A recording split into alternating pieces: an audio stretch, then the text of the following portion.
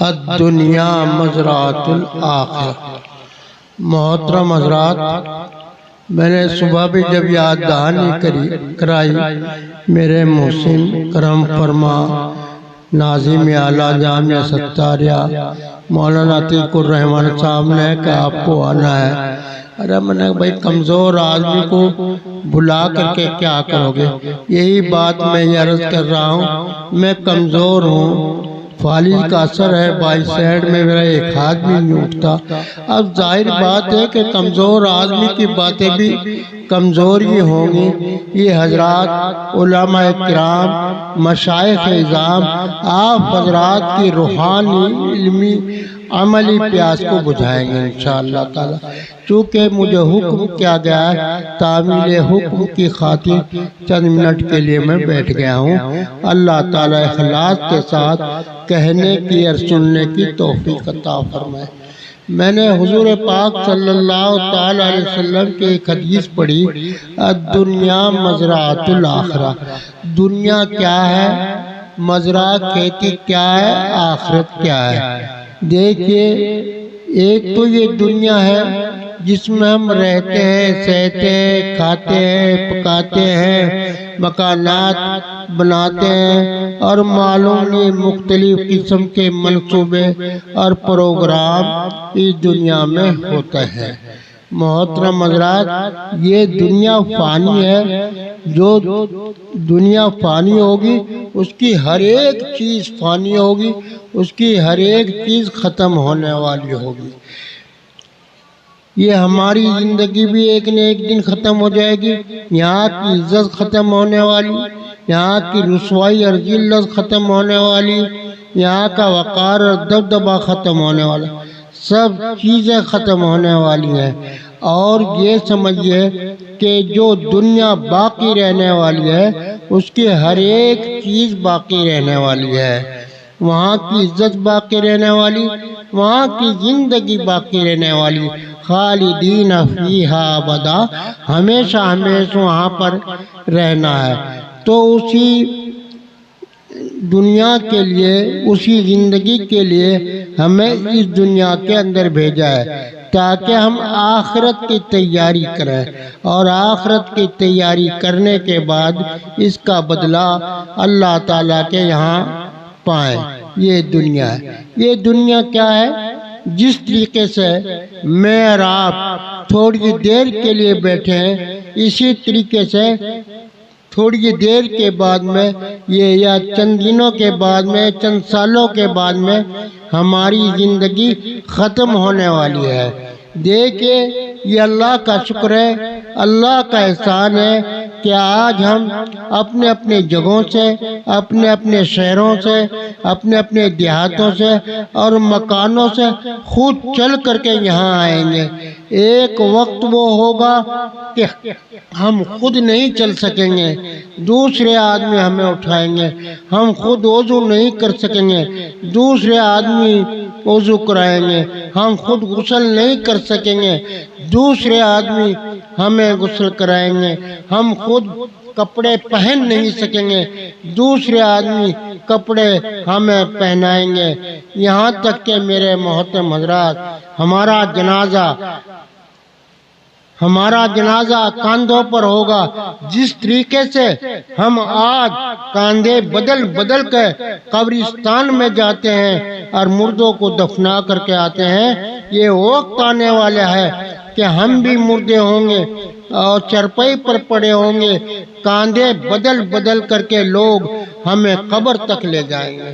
آپ جانتے ہیں، دیکھتے ہیں، موت کی حقیقت کا کوئی انکار نہیں کر سکتا ہے۔ جو بچے ہیں، کچھ وہ بچپن میں انتقال کر جاتے ہیں، کچھ لوگ ہوتے ہیں وہ بھرپور جوانی پا لیتے ہیں لیکن اللہ کو پیارے ہو جاتے ہیں، اور جو لوگ بوڑھے ہو گئے ہیں اب انہیں کے سامنے کیا ہے سوائے موت کے۔ لیکن ہم اتنی غفلت کے اندر ہیں، اتنی غفلت کے اندر ہیں، گویا کہ ہم آنے والی زندگی کو بالکل بھول چکے ہیں۔ محترم حضرات، میں نے جیسا عرض کیا، بچے ہیں، بوڑھے ہیں، جوان ہیں، یکے بعد دیگرے سبھی کو جانا ہے۔ کہاں جانا ہے؟ قبر میں جانا ہے۔ قبر میں کیا ہوتا ہے؟ محراب اسے گڑھا سمجھتے ہیں؟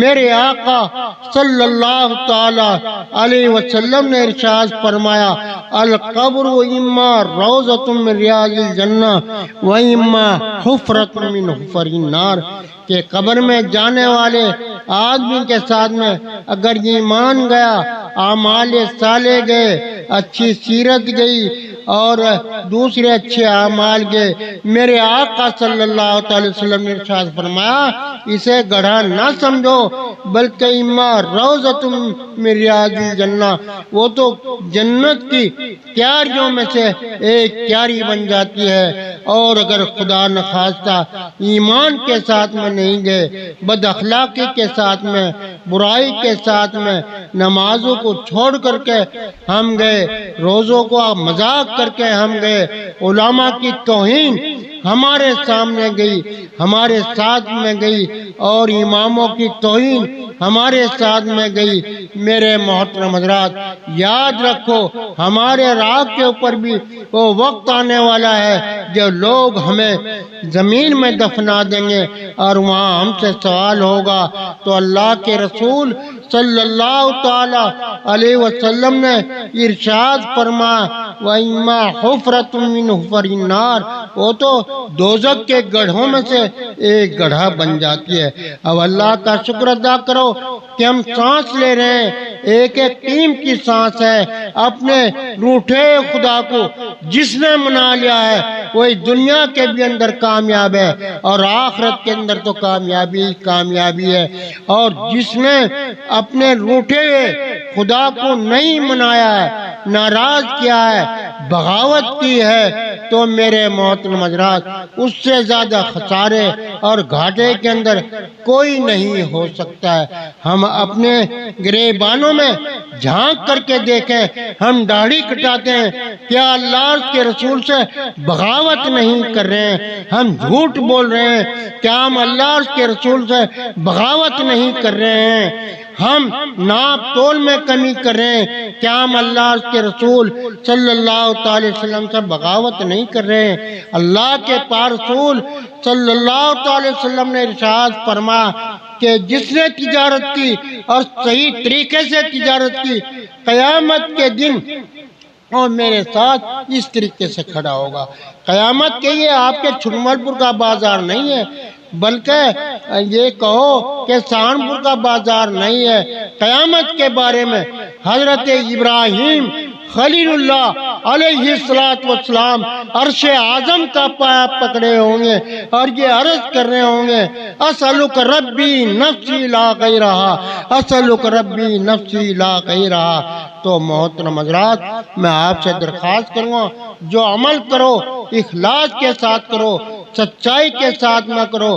جو عمل چاہے دیکھنے میں چھوٹا ہی کیوں نہ ہو وہ پہاڑ ثابت ہوگا قیامت کے دن، اور جو عمل جس عمل کے اندر اخلاص نہیں ہے چاہے وہ پہاڑوں جتنا نظر آ رہا ہے لیکن ریت کی دیوار ثابت ہوگی۔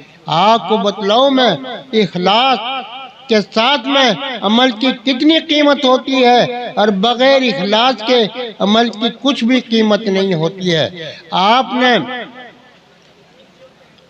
زبیدہ خاتون کا نام سنا، ہارون رشید کی یہ بیوی تھی۔ جب حج کرنے کے لیے آئی دیکھا کہ حجاز میں پانی کا انتظام نہیں ہے، حجاج لوگ بہت پریشان ہوتے ہیں، گئی اور عراق میں جب یہ پہنچی تو انہوں نے کہا اپنے کارندوں کو بلا کر کے کہ دیکھو ایک نہر بنانی ہے، اور نہر وہ کہاں تک پہنچنی چاہیے؟ وہ مکہ معظمہ تک پہنچنی چاہیے۔ نقشہ نویسوں نے کارندوں نے کہا کہ جناب نہر کا کھودنا تو بڑا مشکل ہے، اس سنگلاخ زمین میں کیسے نہر بنائی جا سکتی ہے؟ اگر پھوڑا زمین پر مار دیا جائے تو بجائے زمین کے کھودنے کے سر پر تو لگ سکتا ہے۔ زبیدہ خاتون نے کہا اگر ایک ایک پھوڑے کے اوپر اتنی بھی اشرفیاں خرچ ہوتی ہیں میں خرچ کروں گی، لیکن تمہیں یہ نہر جاری کرنی ہے۔ شروع ہو گئی، عراق سے لے کر کے حنین کے چشموں تک لائی گئی، حنین کے چشموں سے عرفات، مینا اور مزدلفہ تک یہ نہر لائی گئی۔ کتنا بڑا عمل تھا یہ، بظاہر بہت بڑا عمل تھا یہ، لیکن جب زبیدہ خاتون کا انتقال ہوا تو کسی نے خواب میں دیکھا کہ زبیدہ بہت پریشان ہیں بلکہ خوش ہیں اور جنت میں ٹہل رہی ہیں، خرامہ چل رہی ہیں۔ انہوں نے پوچھا کہ جنت آپ کو اس لیے ملی ہے کہ آپ نے عراق سے نہر کو جاری کر کے عرفات اور مینا تک پہنچا دیا۔ انہوں نے کہا نہیں بھائی، اس عمل سے میں نہیں جنت کے اندر آئی ہوں، بلکہ دوسرا عمل ہے۔ وہ کیا ہے؟ زبیدہ خاتون فرماتی ہیں کہ جب میرے نامہ اعمال کی کتاب سامنے لائی گئی اور وہ پڑھی گئی، کیونکہ وہاں تو نامہ اعمال ہمارے ہاتھوں میں ہوں گے اور ہمیں خود فیصلہ کرنا پڑے گا، اقرا کتابک، اپنے نامہ اعمال کو پڑھیے۔ وہاں یہ نہیں ہوگا مولانا عتیق الرحمان صاحب عربی جانے نہیں جواب دینا پڑے گا، ہم سب کو عربی زبان لگ جائے گی اور ہم عربی زبان سمجھیں گے۔ اقرا کتابک پڑھیے اپنے نامہ اعمال۔ کتاب کھولی گئی، یہ بھی عمل قبول نہیں، پھر کھولی گئی اگلا ورق، یہ بھی عمل قبول نہیں، یہ بھی عمل قبول نہیں۔ زبیدہ خاتون فرماتی ہیں کہ میں نے سوچا نہر والا جو عمل ہے ممکن ہے وہ قبول ہو اور اس کی برکت سے میری بخشش ہو جائے۔ جب وہ نہر والا عمل آیا تو اس پہ بھی کہہ دیا گیا کہ یہ عمل بھی قبول نہیں ہے۔ تو جب یہ سارے عمل قبول نہیں، جنت میں کس وجہ سے؟ فرماتی ہیں کہ یہ عمل تھا کہ جب اذان ہو رہی تھی تو میں جھولے میں جھول رہی تھی اور میرے سر پر دوپٹہ نہیں تھا، اللہ کے احترام میں، اللہ کے نام میں کا احترام کرتے میں نے سر پر چادر رکھ لی۔ اللہ نے فرمایا اے زبیدہ تم نے ہمارے نام کا احترام کیا ہے، اس وجہ سے ہم تجھے جنت کے اندر بھیج رہے ہیں۔ دیکھ لیا آپ نے، یہ بظاہر عمل چھوٹا سا ہے لیکن اخلاص سے بھرا ہوا تھا، اس لیے ان کی بخشش کا اور جنت میں جانے کا ذریعہ اور سبب بنا۔ میرے محترم حضرات، میں نے حضرت مولانا اسد اللہ صاحب ناظم اعلیٰ مظاہر سہارنپور سے کے ساتھ میں ایک واقعہ یہ بھی سنا تھا جنت میں جانے کا، کہ جب ان کی خادمہ بیت الخلاء میں لوٹا رکھ کر کے آ گئی تو جب بیت الخلاء میں گئی تو چپ چپ کی آواز آئی، چپ چاپ انہوں نے دبے پیروں سے دیکھا کہ بلی پانی پی رہی۔ سوچا کہ اگر تو آگے بڑھی یہ جانور پیاسا واپس آ جائے گا، تو اللہ نے فرمایا اے زبیدہ تو نے ہمارے ایک جانور کے اوپر رحم کیا تھا، ہم تمہارے اوپر رحم کر کے تمہیں جنت کے اندر داخل فرما رہے ہیں۔ دیکھ لیا آپ نے، اخلاص کی برکت، بظاہر چھوٹا سا عمل ہے لیکن کتنا بڑا عمل ثابت ہوا آخرت میں۔ اس لیے جو کام کرو اخلاص کے ساتھ میں کرو، سچائی کے ساتھ میں کرو، دیانتداری کے ساتھ میں کرو اور اس کے ساتھ میں اچھے اعمال کرو۔ میرے محترم بزرگوں، ابھی وقت ہے، موقع ہے، معلوم نہیں ہے کہ پھر ہمیں یہ موقع ملے یا نہ ملے۔ اپنے روٹھے خدا کو منا لو۔ سب سے پہلے طریقہ یہ ہے کہ اپنے روٹھے خدا کو نماز کا پڑھنا ہے۔ ہم کامیابی معلوم نہیں کہاں کہاں تلاش کرتے پھرتے ہیں اور کامیابی ہم سے کوسوں دور بھاگی جا رہی ہے۔ کامیابی کہاں بتلائی گئی؟ اللہ نے فرمایا سچائی تو بات یہ ہے کہ جہاں کامیابی ملتی ہے ہم ادھر توجہ نہیں دیتے، کہیں ٹی وی میں لگے، کہیں میں لگے، کہیں اس میں لگے، لیکن ہم توجہ نہیں دیتے ہیں، اس لیے ہم ناکام ہیں۔ کامیابی کہاں ملے گی؟ قد افلح المؤمنون الذین هم فی صلاتہم خاشعون۔ کامیاب وہ ہے کہ جو نماز پڑھتے ہیں خشوع اور خضوع کے ساتھ میں۔